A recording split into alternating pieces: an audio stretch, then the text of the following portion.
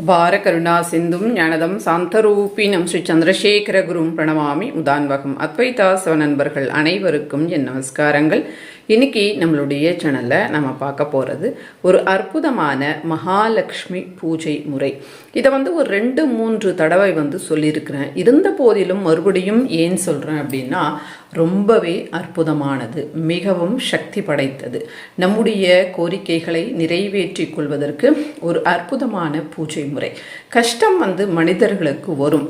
ஏன்னா நம்முடைய கர்மாக்களை குறைத்து கொள்ளத்தான், நம்முடைய கர்மாக்களை அனுபவித்து குறைத்து கொள்ளத்தான் இந்த ஜென்மாவே நாம் எடுத்திருக்கிறோம். நமக்கு கர்மா இல்லை அப்படின்னா இந்த ஜென்மா நாம் எடுக்க வேண்டிய அவசியமே கிடையாது. இந்த ஜீவாத்மா ஆகிய நாம் பரமாத்மாவோடு கலந்து விடுவோம் நம்முடைய கர்மாக்கள் எல்லாம் முடிகின்ற தருணத்தில். அப்போது நாம் இதற்கு முன்பாக எத்தனை பிறவிகள் எடுத்திருக்கிறோமோ தெரியாது. இனி நாம் எத்தனை பிறவிகள் எடுக்கப் போகின்றோமோ அதுவும் தெரியாது. இப்போ நமக்கு தெரிந்தது என்ன? இந்த பிறவி மட்டும்தான் நமக்கு தெரியும். அப்போது இந்த பிறவியை நாம் சரியான விதத்தில் பயன்படுத்தி கொண்டால் அது நம்முடைய பிள்ளைகளுக்கும் சரி நமக்கும் சரி நல்லது நடக்கும். நிறைய பேர் சொல்கிறாங்க, நிறைய கடன் இருக்குது, ரொம்ப கஷ்டமாக இருக்குது, மனசு கஷ்டமாக இருக்குது, இப்படி பல கஷ்டங்கள், நோயால் அவதிப்படுறோம், பசங்க சொல் பேச்சு கேட்பது கிடையாது, இப்படி பலவிதமான கஷ்டங்கள் என்பது நம்முடைய இந்த சம்சாரிக்க ஜீவிதம் அப்படின்னு சொல்லுவாங்க. இந்த வாழ்க்கையில் நமக்கு ஏற்படும் தான். ஆனால் அவற்றை எல்லாம் போக்கிக் கொள்ளணும் அப்படின்னா தெய்வ சிந்தனை என்பது நமக்கு இருக்க வேண்டும். அப்படி தெய்வ சிந்தனை நமக்கு இருந்தால் அந்த தெய்வம் நமக்கு ஏதோ ஒரு விதத்தில் வழி காட்டிக்கொண்டே சென்றுவிடும். அதில் நமக்கு எந்த விதமான மாற்று கருத்துமே கிடையாது. நிறைய யூடியூப் சேனல்கள் நீங்கள் பார்ப்பீங்க, இல்லைன்னு சொல்ல முடியாது, நிறைய பார்ப்பீங்க. ஆனால் எதுலையாவது உங்களுக்கு இந்த ஸ்லோகத்தை படியுங்க, அதாவது இந்த ஒரு பூஜையை தொடர்ந்து பண்ணுங்க அப்படின்னு உங்களுக்கு சொல்லியிருக்கிறாங்களா அப்படின்றத கமெண்ட் செக்ஷனில் சொல்லுங்கள். ஏன்னா யாரும் அந்த மாதிரி சொன்னதாக எனக்கு தென்படலை. ஒருவேளை சொல்லி இருக்கலாம், சொல்லி இருக்காமலும் இருக்கலாம். ஏன் அப்படின்னு சொன்னால், இந்த மாதிரியான பூஜை முறைகள் இருப்பது எல்லாருக்கும் தெரியுமா, அல்லது பணத்தை ஏர்ன் பண்ணுறதுக்காக யூடியூப்பில் வந்திருக்கிறாங்களா, இதெல்லாம் நமக்கு எதுவும் தெரியாது. அது அவரவர்களினுடைய விருப்பம். எது எப்படியாக இருந்தாலும் தர்ம ரீதியாக நடந்து கொண்டால் மட்டுமே எல்லாமே நல்லபடியாக நடக்கும். இப்போ ஏதோ ஒன்றை ஒரே ஒரு தடவை நாம் பண்ணினோம் அப்படின்னா நமக்கு பல கோடிகள் கொட்டாது. அப்படி கொட்டிச்சு அப்படின்னா சொல்லுகின்றவர்களே அதை செய்து கொள்ளலாம் இல்லையா? கிடையவே கிடையாது. யாரும் நியாயமாக எனக்கு தெரிந்தவரை கிடையாது. அவரவர்கள் பணத்தை ஈட்டிக் கொள்வதற்காக, ஒரு வியூஸ்க்காக, ஒரு லைக்ஸுக்காக, அந்த வியூஸ் மேலே அவங்களுக்கு பணம் வரும், அதற்காகத்தான் பண்ணுறாங்க அப்படின்றது என்னுடைய கருத்தாக இருக்கலாம். இது தவறாகவும் இருக்கலாம், சரியாகவும் இருக்கலாம். பார்க்கின்ற மக்கள் தான் முடிவு பண்ணணும், இறைவன் தான் முடிவு பண்ணணும். என்ன ஒரு விஷயம் அப்படின்னு பார்த்தா, எல்லா தெய்வங்களுக்கும் சகஸ்ரநாமங்கள் இருக்கு. அதில் எல்லாருக்கும் தெரிந்தது லலிதா சகஸ்ரநாமம். இந்த சகஸ்ரநாமத்தை தினம்தோறும் படித்தால் அத்தனை அற்புதங்கள் ஏற்படும். அது பல எபிசோடுகள் நாம் பண்ணலாம், அந்த அளவுக்கு சக்தி படைத்தது. அதற்கு பிறகு பார்த்தீங்கன்னா லக்ஷ்மி சகஸ்ரநாமம், விஷ்ணு சகஸ்ரநாமம், இப்படி நிறைய சகஸ்ரநாமங்கள் இருக்குது.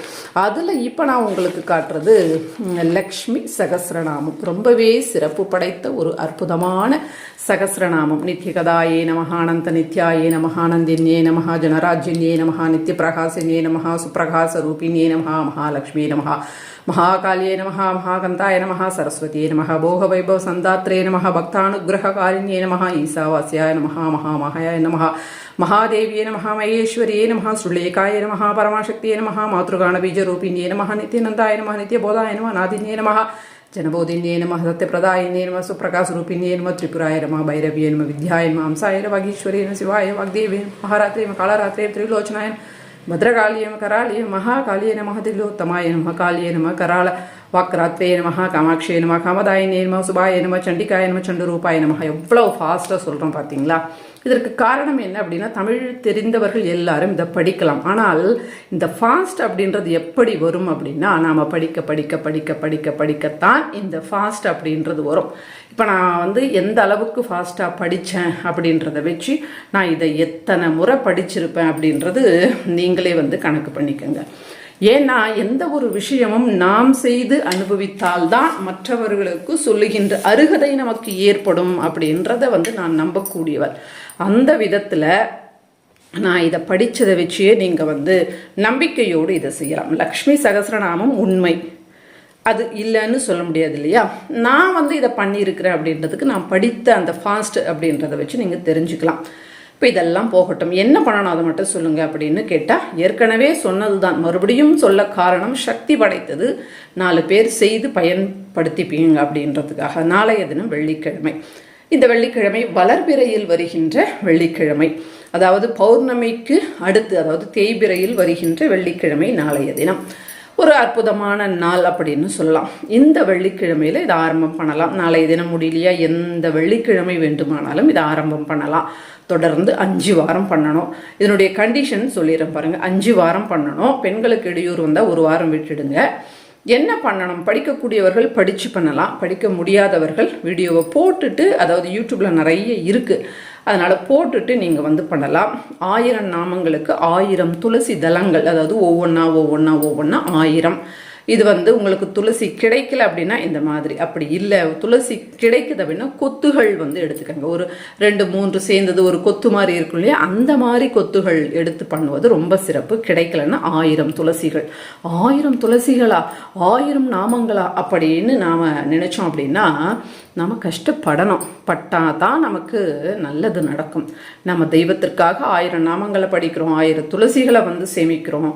இது அதாவது நாம் அதற்காக தேடி போயிட்டு நாம் எடுத்துட்டு வரோம். இதெல்லாமே நமக்கு தெய்வ பூஜையின் ஒரு பாகம் தான். எடுத்துட்டு வரோம். வெள்ளிக்கிழமை 5 to 6 இந்த நேரத்தில் தான் பண்ணணும். இதை 5லிருந்து 6க்குள்ளே இதை பண்ணிடணும். இதற்கு தேவையான ஒரு பிரசாதம் இருக்குது. அதாவது வெள்ளை தண்ணியில் உல வைக்கணும். வெள்ளை தண்ணியில் அரிசி போட்டால் சீக்கிரம் வேகாது. ஆனால் இந்த ஒரு பிரசாதம் அப்படித்தான் பண்ணணும். அப்போ நாம் அதற்கு முன்பாகவே எழுந்து நாம் இதெல்லாம் தயார் பண்ணி வச்சுக்கணும். பூஜை பண்ணுற நேரம் 5 to 6 பண்ணணும். அதனால் வெள்ளை தண்ணீர் உல வச்சு அதில் அரிசி போட்டு அது நல்லா வேகணும். அப்படி வேகும்போது அதில் ஜாபத்ரி அப்படின்னு இருக்கும், ஜாதிக்காய்க்கு மேலே வருகின்ற ஒரு லேயர், அது கொஞ்சமாக போடுங்க, நிறைய போடக்கூடாது. போட்டுட்டு பச்சை கற்பூரம் போட்டுட்டு இந்த ஒரு பிரசாதத்தை நீங்கள் தயார் பண்ணணும். ஏலக்காய் அது எல்லாத்துக்கும் நம்ம போடுவோம், அந்த மாதிரி போட்டுடுங்க. போட்டுட்டு பிரசாதத்தை தயார் பண்ணி நெய் விட்டு தாளித்து கொட்டிக்கோங்க. முந்திரி திராட்சை, அவ்வளோதான். பிரசாதம் தயாராகிடுச்சு. 1000 துளசி தளங்கள் அல்லது துளசிகள் தயார் பண்ணிட்டீங்க.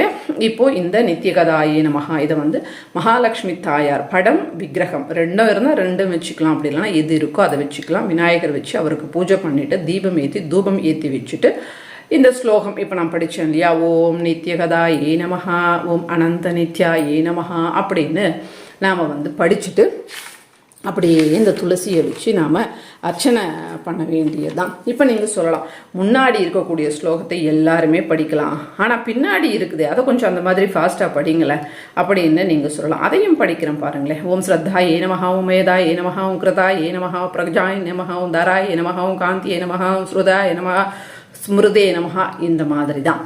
இந்த மாதிரி நீங்களும் படிச்சிங்க அப்படின்னாக்கா, சத்யா ஏ நமஹா, வடுகஸ்திதா ஏ நமஹா, தாருண் ஏ நமஹா, வாருண் ஏ நமஹா நீங்களும் படிச்சிங்கன்னா நீங்களும் இந்த அளவுக்கு ஃபாஸ்ட்டாக படிப்பீங்க. படிக்கும்போது இதில் இருக்கக்கூடிய சக்தியை நம்மால் உணர முடியும். இப்போ நீங்கள் அர்ச்சனை பண்ணிட்டீங்க, அந்த நைவேத்தியம் வச்சுட்டீங்க, வெத்தலை பாக்கு பழம் தேங்காய் இதெல்லாம் உங்களுடைய விருப்பம் வச்சுட்டீங்க, தூப தீப ஹாரத்திலாம் காட்டிட்டு உங்களுடைய கஷ்டம் இது மகாலட்சுமின்னு பண்ணும்போது மேக்சிமம் எல்லாரும் பணத்துக்காக தான் பண்ணுவாங்க. பணவரவு அதிகரிக்கணும், கடன் அடையணும் அப்படின்னு தாயார்கிட்ட வேண்டிக்கோங்க. 5 வாரம் செய்யுங்க.